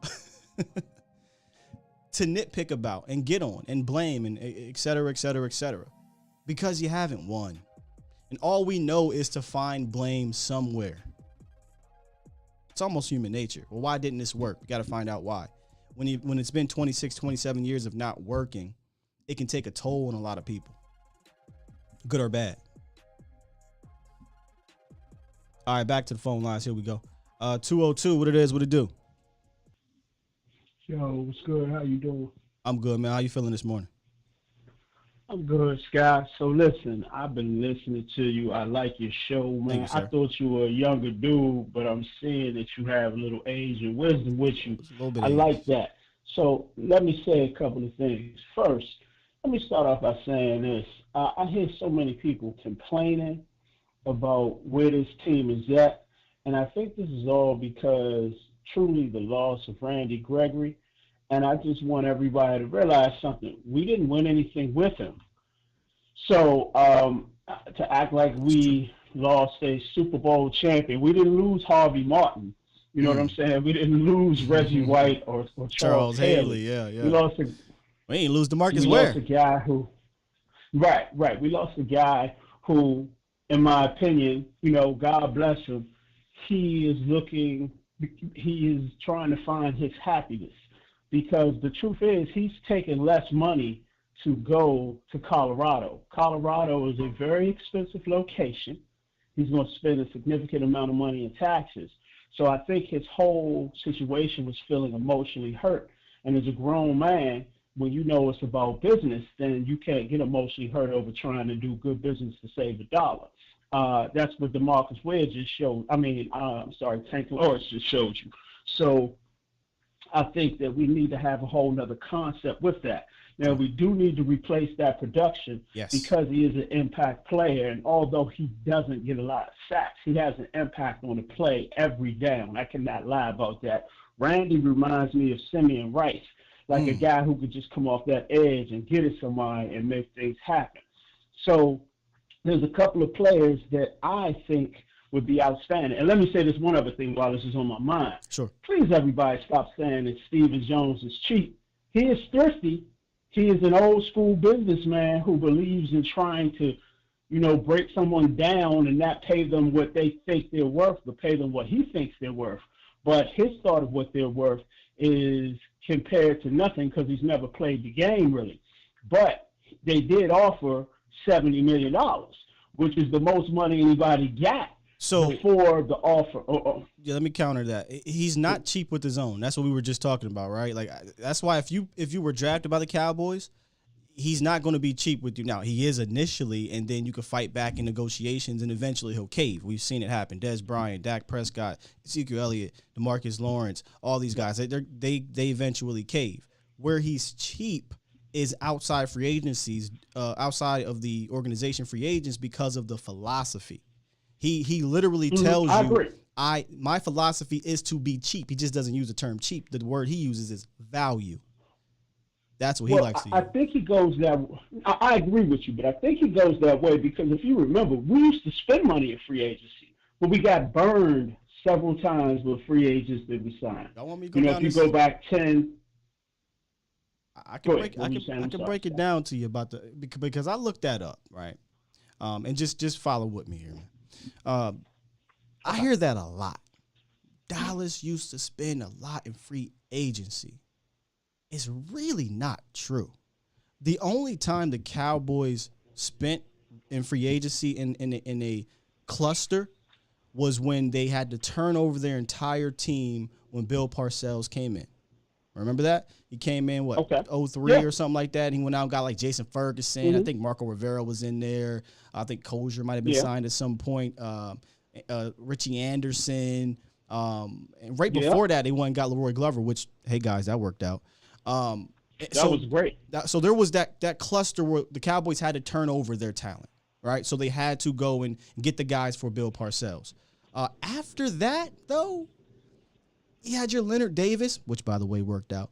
But there really wasn't these crazy contracts. Anthony Henry got signed. Again, that was part of that little cluster. But there really wasn't crazy outside contracts. The problem was Jerry was overpaying for guys like Marion Barber, Ken Hamlin, Miles Austin, hurt guys, right? Jay Ratliff. Those contracts kind of bit them in the butt. And that's when Steven came in and said, hold up, we're doing something wrong here. And I thought that, I would admit, I thought Steven was going to kind of put us towards the right direction. He went too far left, and here we are. So I'm just going to push back a little bit about the Cowboys spending in free agency back in the day or whatever. Honestly, they really, really don't do that. If you really look at it, they haven't really done that except for, Brandon Carr, right? Leonard Davis, the cluster when Bill Parcells came in and Deion Sanders. So I hear you, but I think you can't ignore those. I think we used to set the pace for spending in free agency. I think what has happened is their philosophy in house is now not to spend money on guys outside. And listen, our own guys are still free agents. We must include them in free agency. I think their mentality is not to spend money on guys outside because they don't know them. And that's flawed. I think that is I understand. And I'm not saying, now I'm not excusing Stephen Jones at all. Right. As a matter of fact, I see a bigger issue coming down the pipe because we have to have somebody to be the voice of reasoning for where players and agents are, and it can't be the guy running the team who's the owner. You know what I mean? Right. And really what we're seeing, in my opinion, is that Steven is becoming the owner, the representation of the team. Because Jerry is 80 years old now, let's face it. He's not running around doing things the way he used to do. Steven is doing that. So somewhere, some way, shape, or form, they're going to have to transform from outside of that family to somebody who really has a heartbeat over the pulse of what's going on day to day with the players, because Steven is making himself the enemy of agents and players. And I don't think it's fair, but it's how people think. Look at how we all are acting over losing Randy Gregory. We're acting like we've just debacled our team. I personally think we need to take that money out. Isn't it a collection of things? For me, I'm speaking for myself. I don't want to paraphrase for everybody, but for me, it's not necessarily losing Randy. It's kind of one thing after another. You traded Coop, right? So you get worse at wide receiver, and you didn't get really anything in return. You lost Randy Gregory. You get worse at defensive end. You didn't get anything in return. You're about to trade Lyle Collins. You get worse on the offensive line. You lose some depth. The guy who could have moved inside, potentially been your starting left guard. And we'll see with J-Ron. You could potentially lose him. And damn it, you almost lost DeMarcus Lawrence. Thank goodness that didn't happen. But so I think it's just kind of a combination of things that fans are just like, what is happening here? You know what I mean? And they're upset about it. You're right. Yeah, no, you're right. And listen, I've watched every Cowboy game season since 1977, Super Bowl 12. So I'm a big-time Cowboys fan, and I'm from uptown Washington, D.C. I think what they're trying to do is rebuild the team so it can play the way they need to play to be successful. We can't compete with having 3 superstar wide receivers and a big-time running back and still playing talented skill positions and being able to be under the cap. We would love to be able to, but the reality is when you're the Dallas Cowboys, it's like being the Lakers or it's like being the Yankees. But we have a cap that we can't control. I don't think they have a problem spending the money because they make the money. I think the problem is there's so many players, there's not enough money to go around, especially when you got to play a quarterback. Oh, no. And I'm not blaming that. No, listen to what I'm saying. But the reality is for everyone, where you have to pay a quarterback 20% of your overall salary, at least, it hurts the other 80% of the team. One player getting 20% of the overall money that goes to 53 men isn't fair. So I think that they need to make an adjustment to that to have a specialty payment for quarterbacks in itself.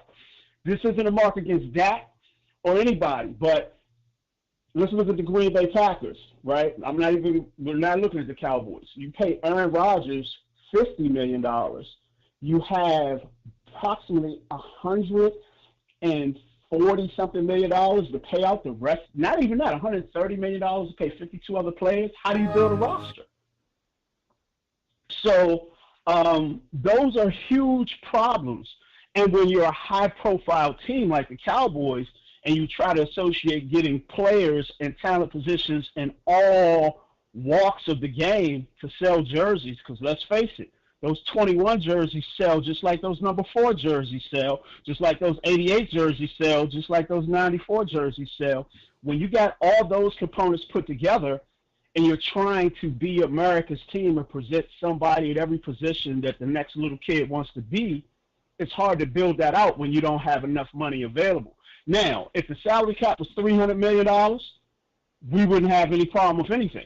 We would go spend money and bring in everybody that's necessary, right, because Jerry knows. Take a breath. You're right. If it was no salary cap, Jerry probably spent all the money. But every team is presented with this challenge.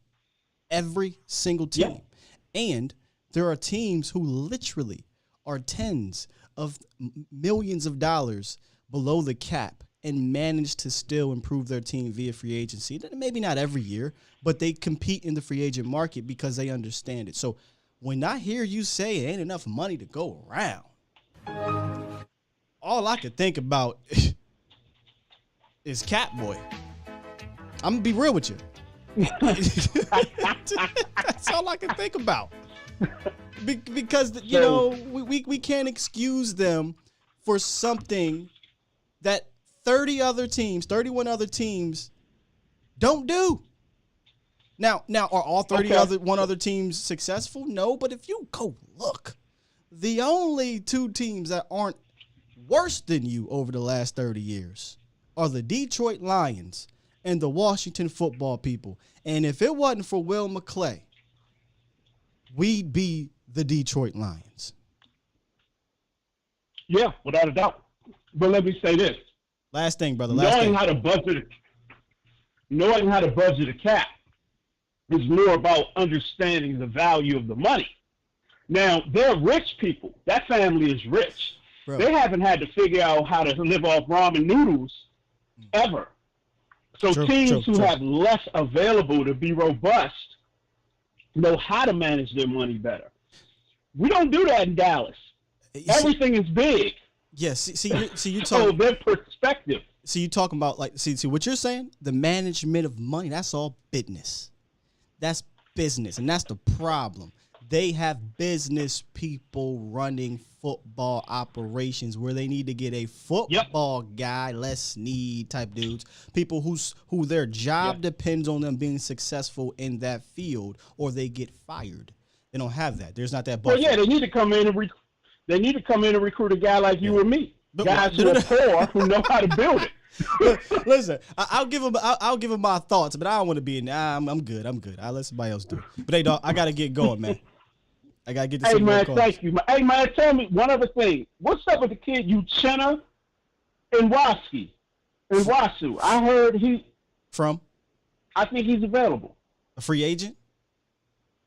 Yeah, he played for the Chargers. Uchenna and Wasu. That's somebody I am not aware of, so I'd have to go check him out, to be honest with you. Number 42 for the Chargers. 42. Maybe the chat know more about him, and we'll get to it. But all right, man, appreciate you. All right, thanks, brother. All right, man, thank you. Yeah.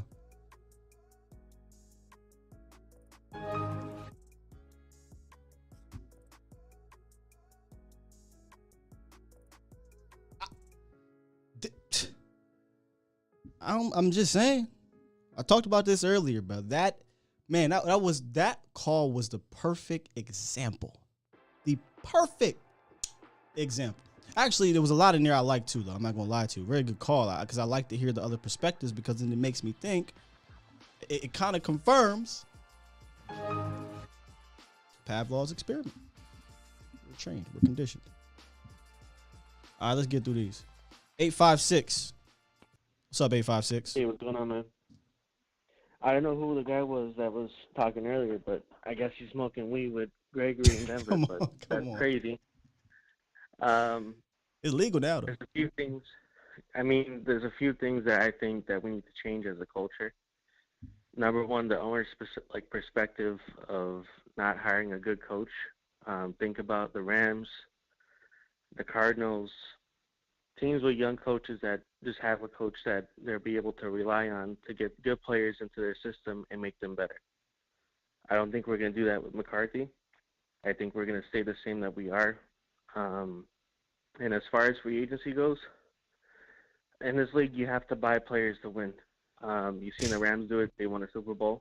You've seen other teams do it. They win. We'll never be there because we have an owner that doesn't want to buy anything.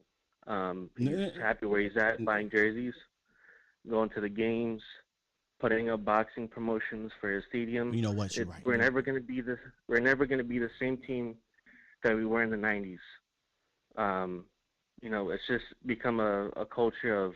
If we keep it in the bean, what we were in the 90s. Nobody's going to be 3 championships in 4 years anymore. I know that the Patriots did that, and again, it's funny when Catboy tries to compare us. The Patriots were an anomaly in that dynasty. They were arguably the greatest dynasty in the history of sports, arguably. Celtics, obviously, and things like that. But I don't even think as Cowboy fans we are asking for that anymore, right? Like, we're just asking to put the team in the hands of someone that actually knows how to build a team. People get maintaining or competing for a year with building. When you build something, don't you build on top? I'm sorry that we haven't seen this franchise do that, build on top and have consecutive success. Right? As an NFL owner, you hire people to do that job, to build a team. Yes, yeah. To coach a team. You don't do it yourself. You sit back and you try to win a championship by putting in money. That's the owner's job, is just to put in money. You let a coach, and if you don't like the coach, you fire him and you find a better coach. You don't get a puppet.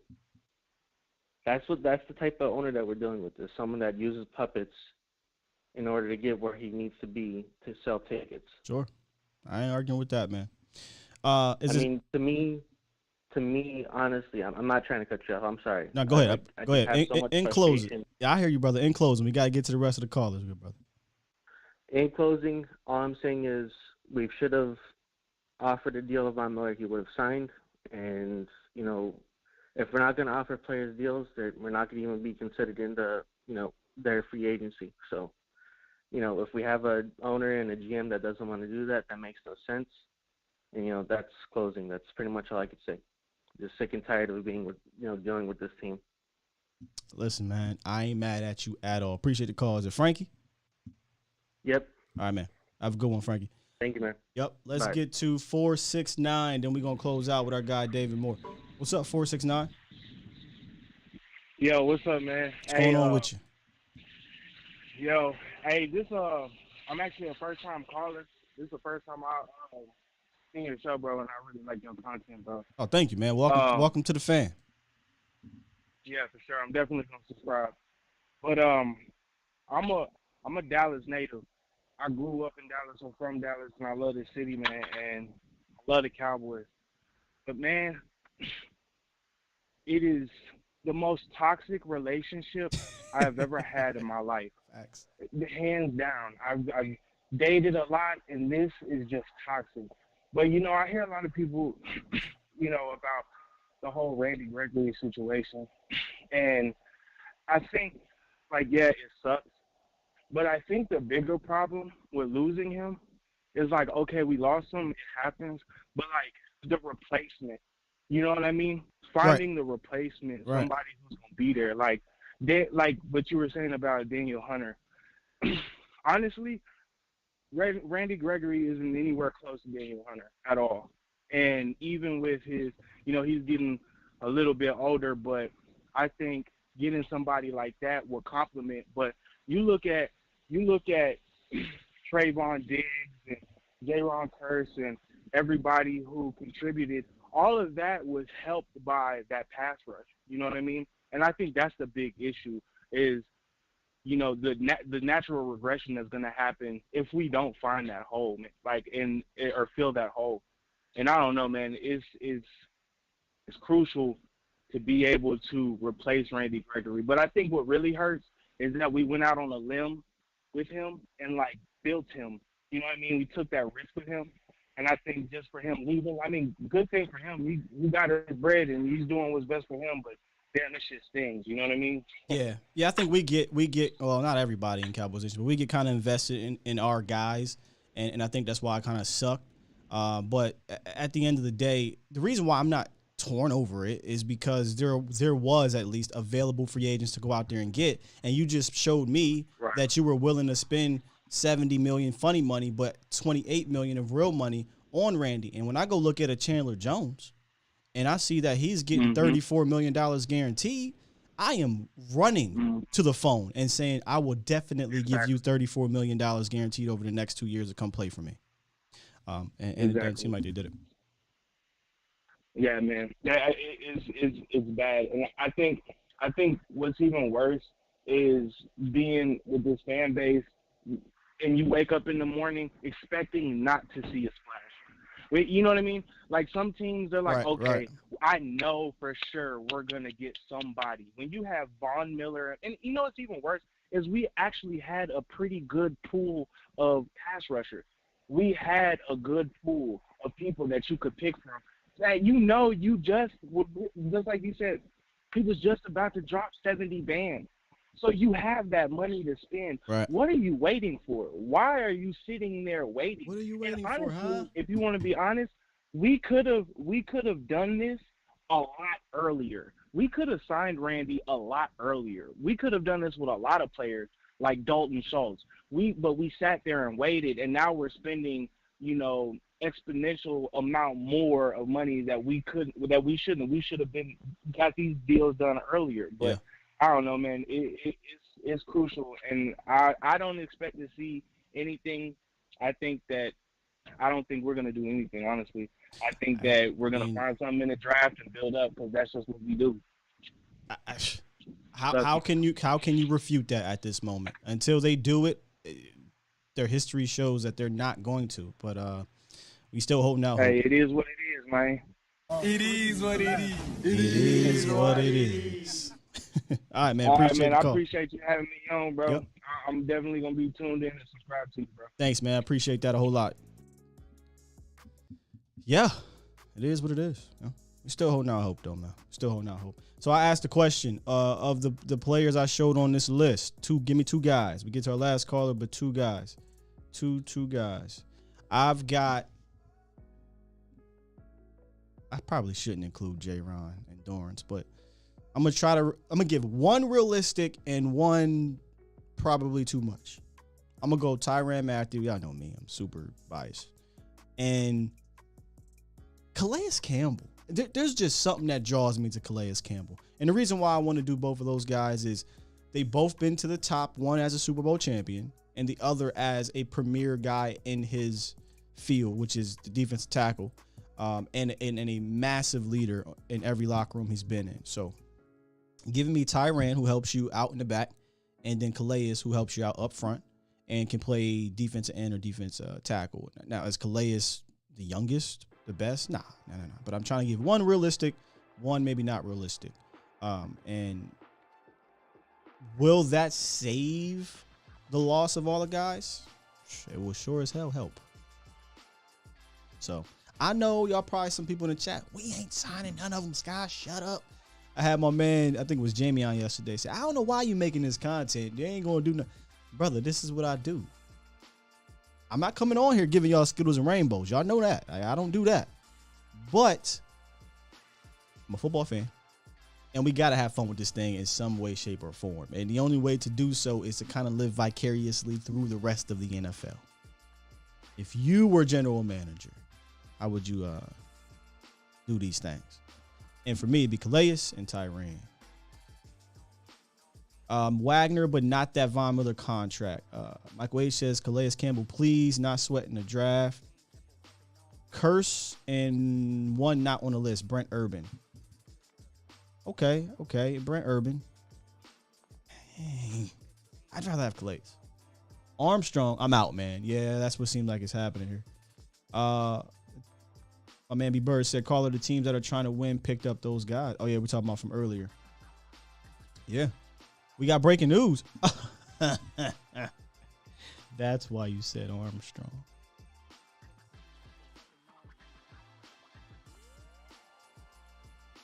Y'all know when we get breaking news, I gotta get quiet because I gotta go make sure I confirm this thing.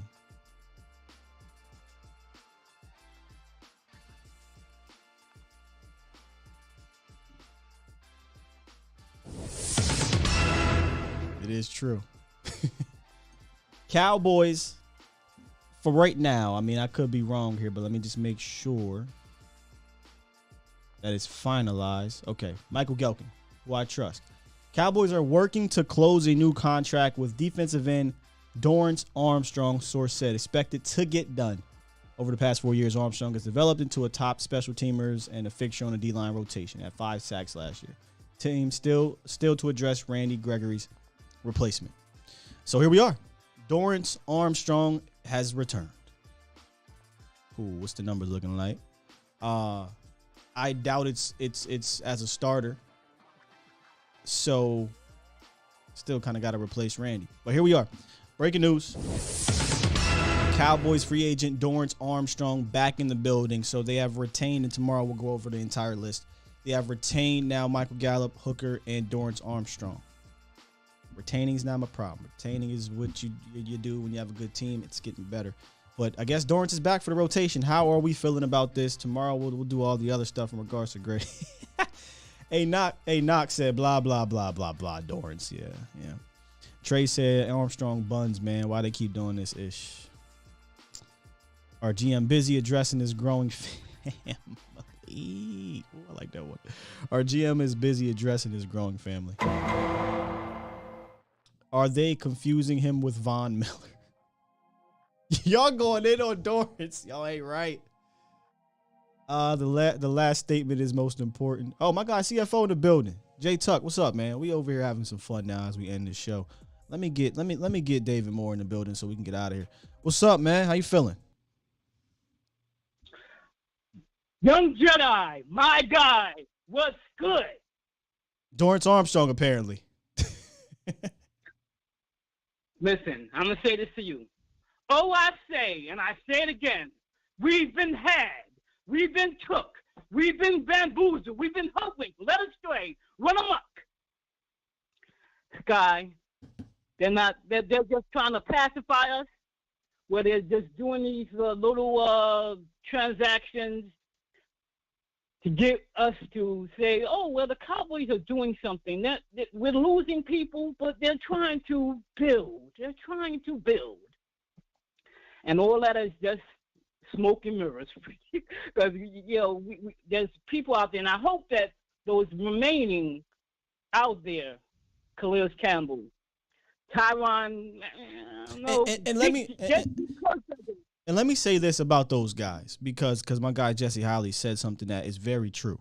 Veterans like that, they're, for the most part, they're looking to go somewhere where they think they can win too, right? Where they think they can win a championship. Money plays a factor, right? If the Cowboys were ever to offer a lot of money, I'm sure one of them would definitely come because it's the Cowboys, but they think that star is prestigious. It ain't as prestigious as they think. But if they were a winning organization, in the sense of real winning, I think players like a Tyrann, like a Calais, would be more enticed to come. A guy like Von Miller, you would have thought, all right, I got 2 Super Bowl rings. I just want to go play close to home. He also wanted his money and a chance to win. He got both with the Bills. So I just want to kind of bring that up. While I want these guys like Tyrann, I want these guys like Bobby and Calais Campbell, they got to want to come to an organization that has proven to you, Cowboys Nation, whether you don't want to believe it or not, that winning the Super Bowl is not the number one priority. I don't give a damn what Jerry Jones says about I'll do whatever to win a Super Bowl. It's not true. The data is there. So I digress. Go ahead. Well, basically, that's just, guy. In terms of just one thing you said the other day is it's all right to get the in-home guys, our homegrown guys, and all that stuff. It's a little good and everything, but is it improving our team?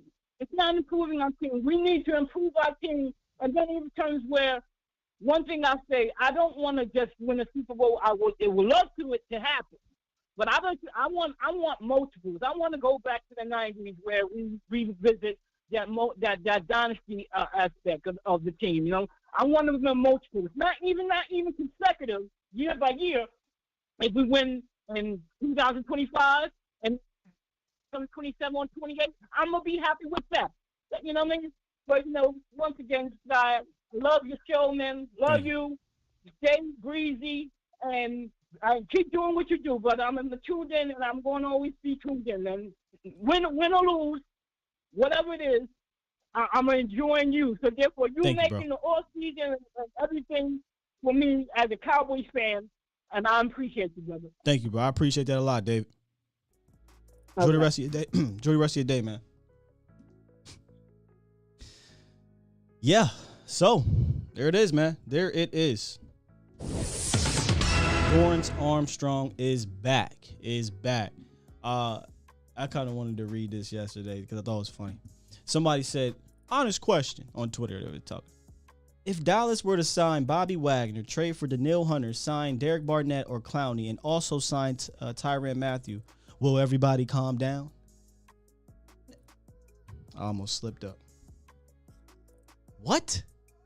See, that's the thing. These apologists and these everything is fine people.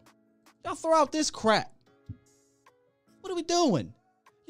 What are we doing? We're not signing Bobby Wagner and trading for Danielle Hunter and signing Jadeveon Clowney and signing Tyrann Mathieu. Y'all want to go so far damn left. I had to address that on there. And then, they're like, oh, well, salary cap don't matter, so you should be able to do it. All right. I'm going to let you have it, bro. I'm going to let you have it. That's what I said, CT Madden head. I said, you're literally talking about something on Madden where you put down the trade meter, take off salary cap and all that good stuff. And you just, matter of fact, you become the general manager of those teams and you just trade them. Like, come on, y'all.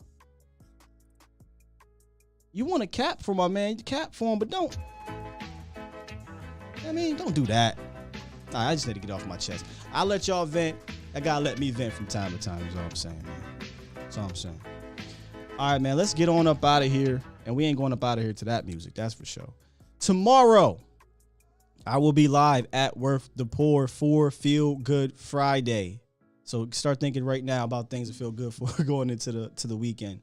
And then later tonight, our guy Mauricio Rodriguez will be on for his final episode this week of A to Z Sports Prime Time. All right. I'm glad I saw that, Dro, because yesterday I forgot some super chats. Today I don't want to do that, and I did kind of. So let me get to these super chats as we head on up out of here. Don't know how many it is, but let me get to them. All right, I read Airborne's earlier. B-Bird. Super chat. Appreciate you. He says Stephen Jones has a 20-year business plan in place. I mean, when you got a guy who talks about 2024, 2025 salary cap, I mean, what are you doing here? And then Dro the Droner, so I didn't miss too many.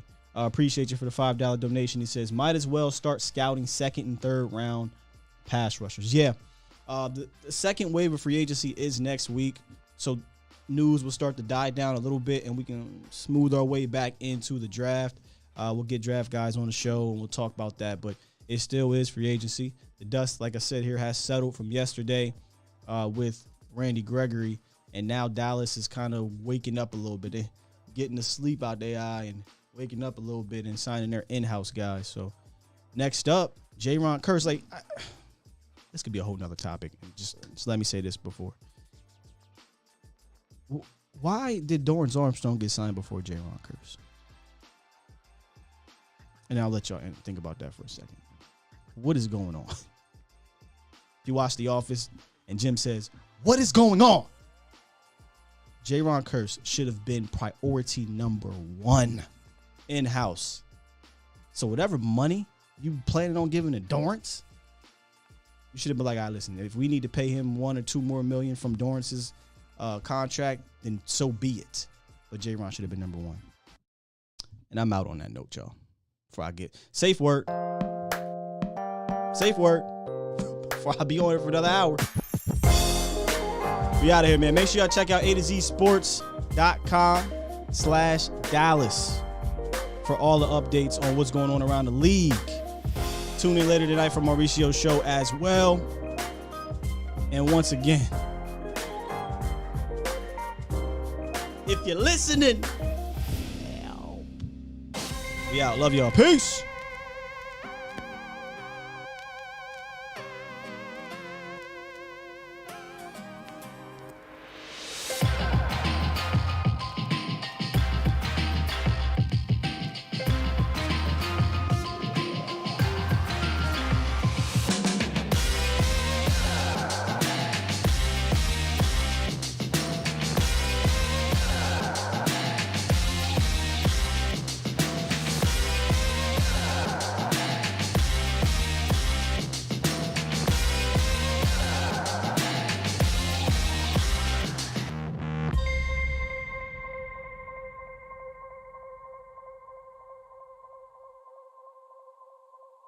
Get your damn act together.